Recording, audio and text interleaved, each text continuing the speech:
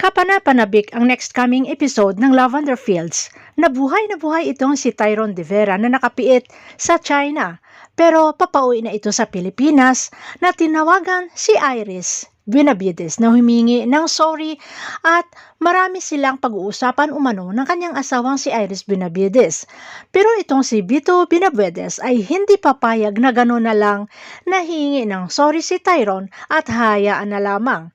Kaya may plano si Vito at Iris na kapag matagpuan na nila itong si Tyrone ay sisiguraduhin ni Vito na hindi na ito magsasalita pa o nakawan sila ulit ng pera. So ibig sabihin, papatayin ni Vito itong si Tyrone De Vera. Pero nalaman rin ito ni Lavender Fields o Jasmine Flores na dikit dito sa kay Iris na nalaman ang tungkol kay Tyrone na buhay ito at babalik na ng Pilipinas.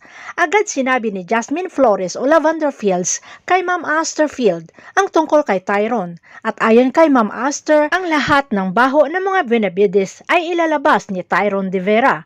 Pero hindi patatalo ito si Iris kay Jasmine Flores at gagawin lahat para mapatay si Jasmine Flores na sumira ng kanyang pamilya.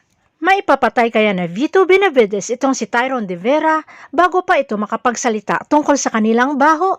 Abangan na lang natin ang susunod na episode dito sa Lavender Fields.